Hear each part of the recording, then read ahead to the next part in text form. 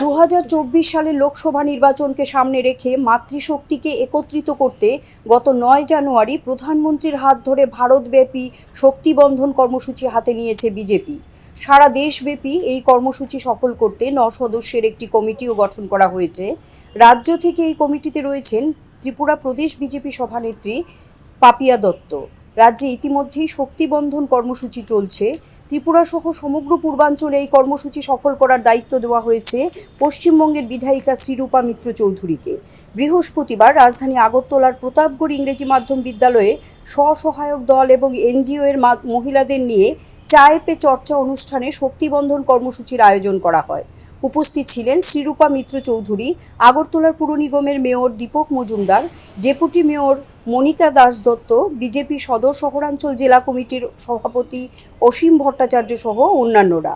এতে মহিলাদের সশক্তিকরণ তথা আত্মনির্ভর করে তোলা নিয়ে বিস্তারিত আলোচনা রাখেন পশ্চিমবঙ্গের বিধায়িকা শ্রীরূপা মিত্র চৌধুরী।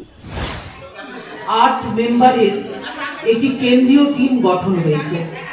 সেই কেন্দ্রীয় টিমের প্রভার আমাদের রাষ্ট্রীয় মহামন্ত্রী শ্রী তরুণ চুগ তিনি সামলাচ্ছেন এবং আমাদের এই 8 জনের গোষ্ঠীর মধ্যে আমরা 7 জন আমরা মহিলা নেত্রী রয়েছি, তার মধ্যে আমিও আছি এবং আমাদের কোঅর্ডিনেটর রয়েছেন আমাদের সম্মানীয় ন্যাশনাল সেক্রেটারি শ্রীমতী বিজয়া রাহাবকরজি এবং আমাদের এই রাজ্যে ত্রিপুরা রাজ্যে যিনি কোঅর্ডিনেটর হয়েছেন তিনি আমাদের রাজ্যের ভাইস প্রেসিডেন্ট এবং প্রাক্তন মহিলা মোর্চার রাজ্যের সভানেত্রী পাপিয়া দত্ত।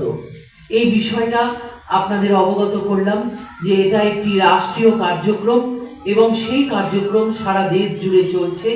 এই মুহূর্তে আমরা ত্রিপুরা রাজ্যের যে প্রভার বা কোঅর্ডিনেশনের দায়িত্ব সেটা আমার উপরে পড়েছে। নর্থ ইস্ট এবং ত্রিপুরা ও ওয়েস্ট বেঙ্গল এটার দায়িত্বে আমি রয়েছি। তাই আজকে আপনাদের এই শক্তিবন্ধন অনুষ্ঠানে যারা উপস্থিত হয়েছেন তাদের অবগত করার জন্য এই বিষয়টি আমি সামনে রাখলাম। ধন্যবাদ। অপরদিকে বক্তব্য রাখতে গিয়ে পুর নিগমের মেয়র দীপক মজুমদার বলেন, রাজ্যে বামফ্রন্ট সরকারের আমলে যে জায়গায় 5,000 স্বসহায়ক দল ছিল সেই জায়গায় বিজেপি সরকারের 5 বছরে তাদের 50,000-এর উপর হয়ে গেছে। তাতে বোঝা যাচ্ছে রাজ্যে পরিস্থিতির পরিবর্তনে মা মহিলার আত্মনির্ভর হতে প্রচেষ্টা চালিয়ে যাচ্ছেন। এদিনের এই কর্মসূচিতে মহিলাদের উপস্থিতি ছিল চোখে পড়ার মতো। সামাজিক উন্নতি করার জন্য আমাদের কেন্দ্রীয় সরকারের আমাদের প্রধানমন্ত্রী যশস্বী প্রধানমন্ত্রী যতগুলি পরিকল্পনা সম্বন্ধে রচনা করছেন অধিকাংশই কিন্তু মহিলাদেরকে সামনে রেখে করা হয়েছে। মহিলাদেরকে আর্থিকভাবে সশক্তিকরণের জন্য কিন্তু সশক্তিকরণের জন্য করা হচ্ছে। তো আমাদের রাজ্যে এটা একটা খুব লক্ষণীয় বিষয়। আমাদের কেন্দ্রীয় সরকার কর্মসূচি নেওয়ার সত্ত্বেও আমাদের দীর্ঘদিন আমাদের এখানে বাম শাসনে যখন সরকার ছিল আমাদের এসএসজি সংখ্যা ছিল প্রায় 5,000-এর মধ্যে। আর আমাদের 2018 সরকার আসার পর আমাদের এই রাজ্যে কিন্তু প্রায় 57,000 এসএসজি গ্রুপ তৈরি হয়েছে। এটা একটা ভালো লক্ষণ বলবো বা একটা পরিবেশ মহল তৈরি হয়েছে।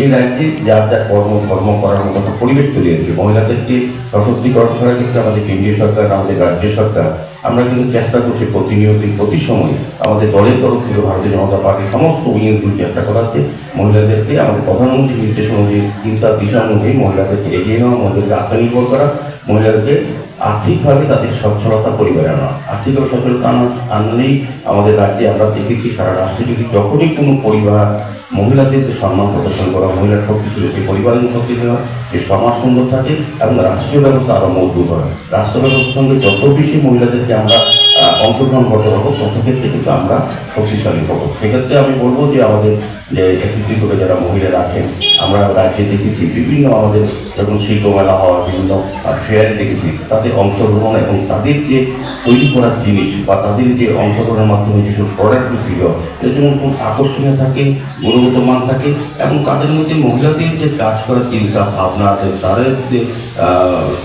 বড় গুণ আছে সেগুলো কিন্তু প্রকাশ পায় তাদের প্রোডাক্টের মাধ্যমে। আমার বিশ্বাস এবং আশা থাকবে আমাদের কেন্দ্রীয় সরকার, আমাদের রাজ্য সরকার বা আমাদের দল যেভাবে মহিলাদের চিন্তা করছে মহিলাদের এগিয়ে নেওয়ার জন্য যিনি আজকে আমাদের যিনি নেত্রী কথা বলতে আজকে বাজেট হতো আমাদের অর্থমন্ত্রী, আমাদের বিশ্বাস এবং প্রত্যাশা যে মহিলাদের জন্য এসএসজি গ্রুপের জন্য কিছু অর্থ বরাদ্দ করবে যেগুলি মহিলারা আরও বেশি এগিয়ে যেতে পারবে, আত্মনির্ভর হতে পারবে। সেক্ষেত্রে আমি বলবো যে এটা একটা ভালো লক্ষণ আমাদের সরকার চেয়েছে। আমার অনুরোধ থাকবে আপনারাও আপনাদের সমস্ত পারিবারিক সামাজিক কাজের মাধ্যমে নিজেকে তৈরি করা, নিজের প্রতিভাকে বিকাশ করা, নিজের যে গুণকে কাজে লাগিয়ে নিজের আত্মনির্ভর হওয়ার ক্ষেত্রে বা আমাদের আত্মনির্ভর ভারত বা আমাদের স্বনির্ভরশীল করা যেটা আজকে মাননীয় মুখ্যমন্ত্রী প্রফেসর ডক্টর মানিক সরকার আপনারা এগিয়ে আসবেন এবং আমাদের কেন্দ্রীয় সরকারের এবং রাজ্য সরকারের সমস্ত প্রকল্পগুলি আমাদের যেমন বিকশিত ভারত 2047 আমরা যেমন বিকশিত ভারত তৈরি করছি, ঠিক আছে, কিন্তু মহিলাদের এই সংকল্প যাত্রার মধ্যে কিন্তু অনেকগুলি স্কিম রচনা করছে যেগুলি আপনাদেরকে আত্মনির্ভর করতে হবে। আমার মনে হয় সবগুলি আপনারা সুযোগ গ্রহণ করবেন। আমাদের বিভিন্ন কর্মসূচি সারা রাজ্যব্যাপী হবে, বিভিন্ন ওয়ার্ডে হবে, বিভিন্ন জেলায় হবে, বিভিন্ন সাব ডিভিশনে হবে। প্রত্যেকটি জাতি যত বেশি সংখ্যক মহিলাদেরকে অংশগ্রহণ করানো, আজকে 57 জন আছে। এই ক্ষেত্রে আপনারা যারা দিদিরা আছেন আপনার দায়িত্ব থাকে আপনার পাশের বাড়ি, আপনার এলাকা, আপনার মহল্লায় যারা এখনো সরকারের সংস্থার সঙ্গে জড়িত হননি বা বুঝেননি বা বোঝার চেষ্টা করেন, তাদেরকে বুঝিয়ে তাদেরকে অংশগ্রহণ করাবেন, দেখবেন শক্তি আরও নারী শক্তি বৃদ্ধি পাবে। Siri TV, channel for news and entertainment.